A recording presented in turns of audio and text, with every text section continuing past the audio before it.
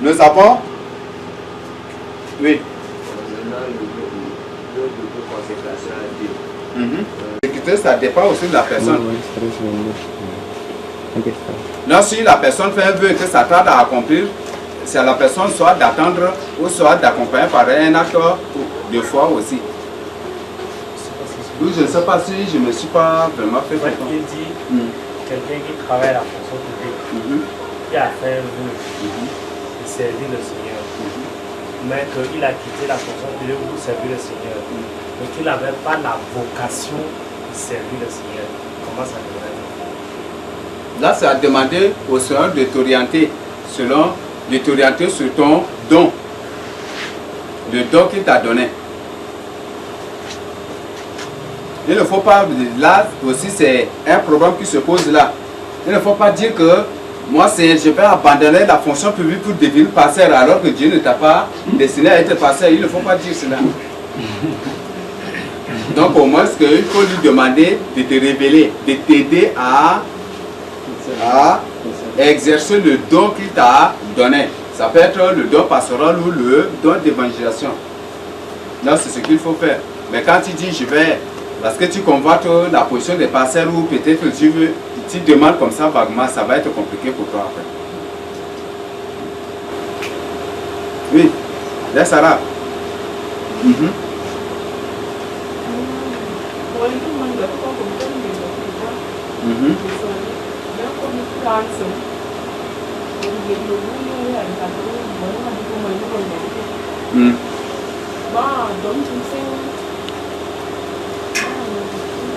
Em đúng không có para nó thì có món được cái gì cũng phải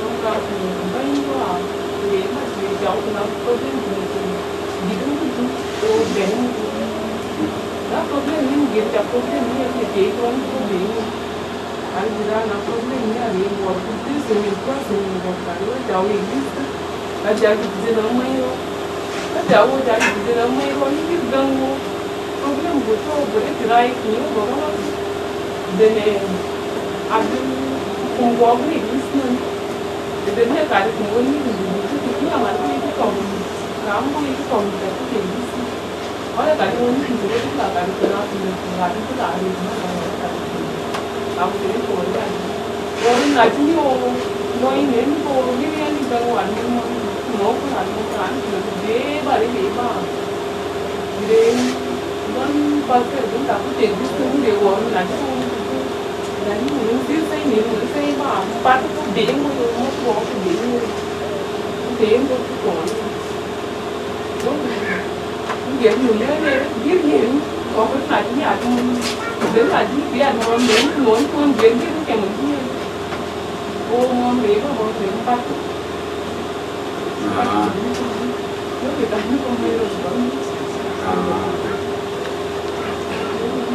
Ok, mais Digni, il n'y a que jamais là qui est village. Donc jusqu'à présent, mai donné pas quoi. Mai donné thì nó mai donné bởi mua ta nó bán bắt cái cái cái là có cái niệm cái nó bắt. Non mais ça là, il y a que quand même le contrat. Ok, nous avons les vœux des dîmes, des offrandes, des prémices et des dons. On a déjà cité libéralité, hospitalité, tout, on a déjà cité. Donc nous avons, si nous lisons Deutéronome 12, 1, 5 à 6, qui va nous lire?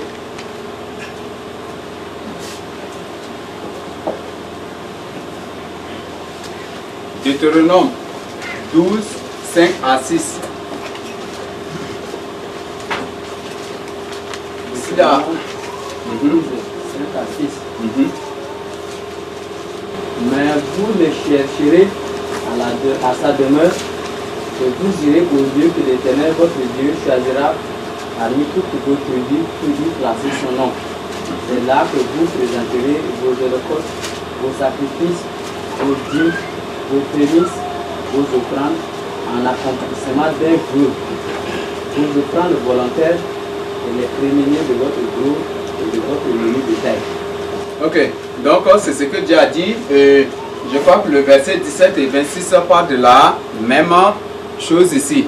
Donc, à la maison, c'est à la maison de Dieu qu'il faut apporter les dîmes, les offrandes, les prémices, les dons, les holocaustes, les sacrifices, tout il faut amener dans la maison de Dieu. Ici, ça c'est pour l'accomplissement d'un vœu adressé à Dieu.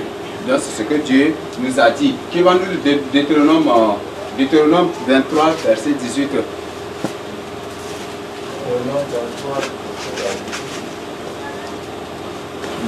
Tu n'apporteras combien dans la maison de l'Éternel. Donc Dieu, le Seigneur une société unie des biens pour l'accomplissement d'un jour quelconque, car l'un et l'autre sont en application à l'Éternel comme Dieu. Ok, ça fait partie d'une mise en garde. Là, c'est un vœu abominable devant le Seigneur. Qu'une femme dit à Seigneur, si tu m'exauces, je vais coucher avec tel homme, et s'il me donne de l'argent, je vais venir te donner. Ça, c'est une abomination devant le Seigneur.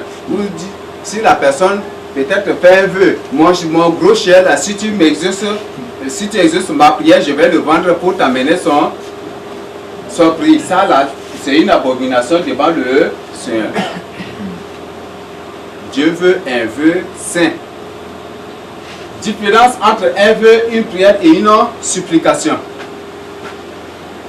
Quelle est la différence qui existe entre un vœu, une prière et une supplication? C'est très compliqué pour certains. Cria, il n'est pas arrivé. Ah, tu es caché aujourd'hui là. Oui. Quelle est la différence entre un vœu, une prière et une supplication?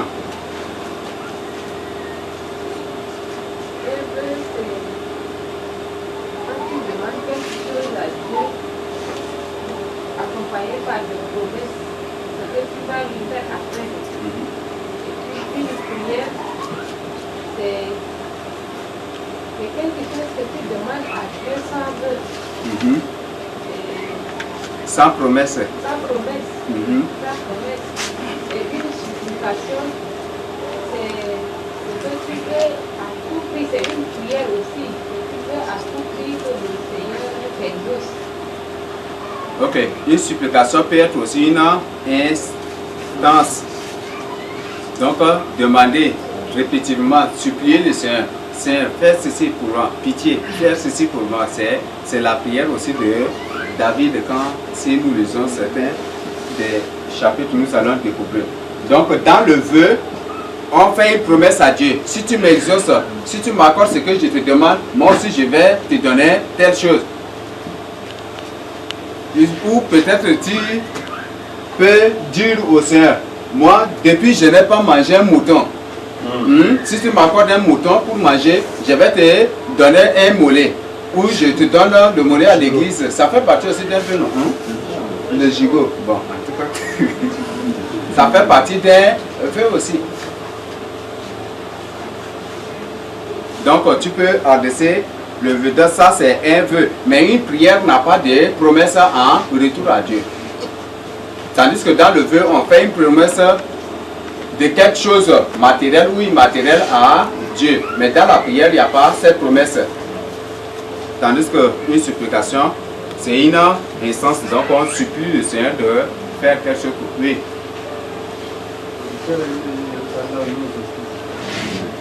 Moi, j'aimerais savoir, faire une vœu à Dieu, moi j'ai compris, donnant, est-ce qu'en faisant ce vœu-là, nous avons une bénédiction, une récompense? Un vœu. Oui, il y a une bénédiction si tu accomplis le vœu. Est-ce qu'on peut faire un vœu avec notre position du ciel? Avec quoi? Notre position du ciel. Constitution. Réservé au ciel. Condition du ciel. Est-ce qu'on peut faire un vœu avec Par rapport?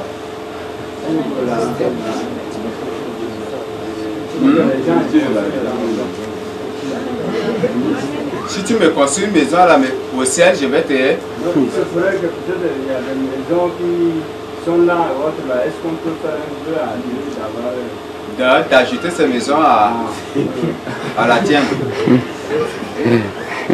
Ça dépend de la souveraineté, mais ce que le Seigneur nous a fait comprendre, celui qui a peu, même le peu qu'il a, si on va lui arracher, non? Celui qui a beaucoup, qu'on va lui beaucoup aussi donner. C'est ce que le Seigneur nous a dit. Et là, c'est à ma connaissance. Et c'est ce que le Seigneur nous a dit dans sa parole aussi. Ok. L'importance des vœux. Qui va nous lire Job 22, verset 27.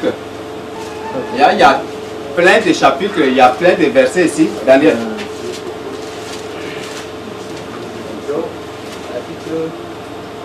22, verset 27, oui.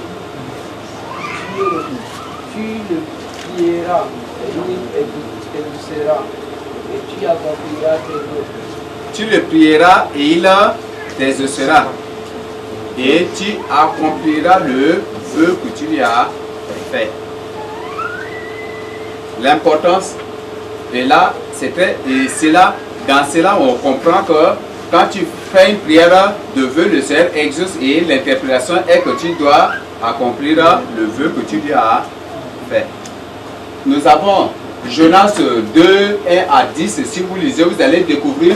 Ici, ça parle de la prière de Jonas. Il était où? Dans le ventre du poisson. Il dit dans le séjour de mort même, j'invoque l'Éternel. Je lui ferai des vœux, il m'exaucera. Et à travers cela, son vœu ici est trop caché, très dissimulé. Et si tu n'es pas vigilant, tu ne vas rien du tout comprendre. Qui va nous lire le verset 10 qui nous présente vraiment son vœu? Ou c'est le verset 11? Mais qui va nous lire le verset 10? Pour moi, je t'offrirai des sacrifices avec un cri d'action de grâce. J'accomplirai le vœu que j'ai fait.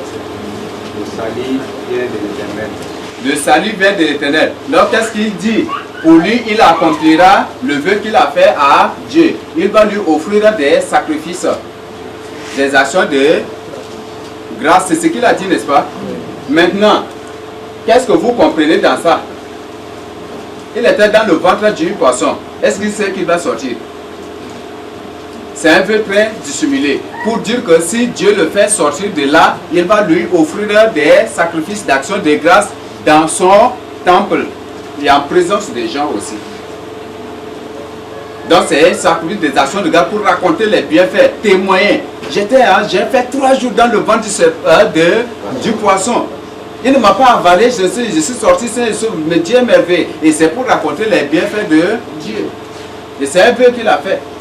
Mais c'est un peu très dissimulé ici. C'est bon? Maintenant, il y a le verset 11 aussi. Donc, pour le tout, vous pouvez, tout le chapitre de Jonas 2, qui ne parle rien que de sa prière, vous allez découvrir, et qui finit à l'avant-dernier verset par un vœu qu'il a adressé à Dieu de manière dissimulée. Mais je demande à une personne de nous lire Jonas 1, verset 16.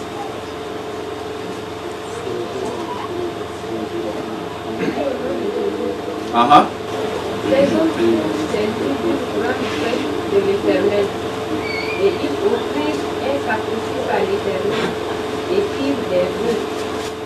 Et ils ont fait des vœux. Est-ce que ces gens connaissent Dieu? Non. Non. Jonas avait pris fuite pour se trouver dans leur bateau. Et là, Dieu a envoyé une tempête et puis ils ne pouvaient même pas naviguer. Ils ont tiré au sort et le sort était tombé sur Jonas. Et ils ont dit que c'est toi qui nous attires ce malheur. Donc dis-nous la vérité. Et Jonas dit que oui, j'ai fui l'Éternel, c'est lui qui a envoyé tout ce malheur-là contre nous. Donc jetez-moi dans la mer et la tempête va se calmer, les eaux vont se calmer. Il a dit cela. Et ils l'ont pris aussi pour le jeter dans l'eau. Et après, est-ce qu'ils connaissent Dieu? Et de manière dissimulée, le fond de ce vœu, c'est quoi? Je crois qu'à travers l'événement, à travers ce qui se passe, même on comprend déjà. Qu'est-ce qu'il demande précisément à Dieu? La protection La délivrance aussi, non? La délivrance. Donc c'est pour dire que, éternel Dieu, toi, Dieu de toi que Jonas est en train de fuir, si tu nous fais sortir, c'est sauve des eaux, on va te faire ceci, mais les vœux ne sont pas présentés ici. Mais à travers cela, on comprend au moins ça, ce qu'il veut leur demander à Dieu. Mais ce qu'ils ont promis à Dieu qui n'est pas présenté ici. Donc, c'est un vœu. Nous avons Somme 16, verset 14, qui va nous lire. Oui. J'accomplirai mes vœux envers l'Éternel en présence de tout son peuple. J'accomplirai mes vœux en présence de l'Éternel, en présence de tout son peuple. Il y a le verset 19, du verset 19 à 17 à 19, Somme 116, 17 à 19, qui va nous lire. Oui. Ouais, 17 dit, je t'offrirai un sacrifice d'action de grâce et j'invoquerai le nom de l'Éternel. J'accomplirai mes vœux en présence envers l'Éternel, en présence de tout son peuple, dans les parties de la maison de l'Éternel, au milieu de toi, Jérusalem, louez l'Éternel. Donc, toujours ça expose l'accomplissement des vœux. Donc, c'est pour dire ce que nous comprenons ici, le thème analysant les mots, les phrases, tout cela, on comprend qu'il y a un exaucement des prières et c'est comme ça que David est très content d'aller en présence du peuple pour accomplir son vœu. Mais si tu n'as pas exaucé, est-ce que tu vas aller te présenter pour accomplir un vœu? Donc, si vous lisez Somme 122, verset 9, vous allez découvrir. Qui va nous lire? Une troisième personne nous lit Somme 66, verset 13. Et la dernière personne va nous lire les Sommes, le chapitre 50, verset 14 aussi. Oui. Je nous lis ça au nom du Seigneur Jésus-Christ. À cause de la maison de l'Éternel, notre Dieu, j'ai fait de vos pour ton bonheur. À cause de la maison de l'Éternel, notre Dieu, j'ai fait de vos pour ton bonheur. Pour ton bonheur. Oui. Ok. Donc, j'ai fait des vœux pour ton bonheur. Ok. Qui va nous lire Somme 66, 13. Oui. J'irai dans ta maison avec les écossais. J'accomplirai mes vœux envers toi. J'accomplirai mes vœux envers toi. Les vœux que j'étais adressé ou les vœux envers toi. Somme 50, 14. Je lis au nom de Jésus. Offre ce sacrifice à Dieu, les actions de grâce et accomplis tes vœux envers le Très-Haut. Envers le Très-Haut. Ça exprime la joie ici. Donc pour dire qu'il y a un exercement et c'est comme leurs prières ont été exaucées, ils offrent des sacrifices d'action de grâce, les holocaustes pour l'accomplissement de leurs vœux. Et quand on parle de l'holocauste, c'est pour dire qu'il y a un péché là, il y a un acte coupable là et c'est à cause de cela qu'on offre l'holocauste. Donc on découvre ici que plus tu pries avec, tu adresses des vœux à Dieu, plus aussi tes demandes sont exaucées. Tu demandes quelque chose à Dieu par une promesse en retour, le Seigneur t'exauce. Mais par la suite, on découvre qu'il y a aussi les dangers là. Et c'est très important qu'en tant que lieu de Dieu, nous puissions apprendre, nous devons vraiment apprendre aussi à faire des vœux à Dieu. Ne dis pas que tu n'as rien. Ce n'est pas absolument ce que tu as là que le Seigneur veut. Même les fruits de tes lèvres, le Seigneur le veut. On a les vœux matériels et les vœux immatériels. Donc si dans les matériels tu n'as pas, dans les immatériels, au moins tu as cette capacité de le faire. Tu peux au moins observer 3 jours de jeûne pour louer le Seigneur. Est-ce que ça tu peux, est-ce que tu seras incapable de faire cela? Donc nous avons ces vœux et c'est très important qu'à tout moment, s'il y a un sujet brûlant, s'il y a une préoccupation, une difficulté ou un problème, nous puissions vraiment accompagner nos prières par des vœux. Et ça va beaucoup nous aider. Ça va beaucoup nous aider.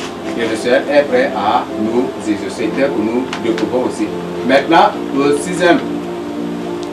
à la sixième partie, nous allons voir les dangers des vœux.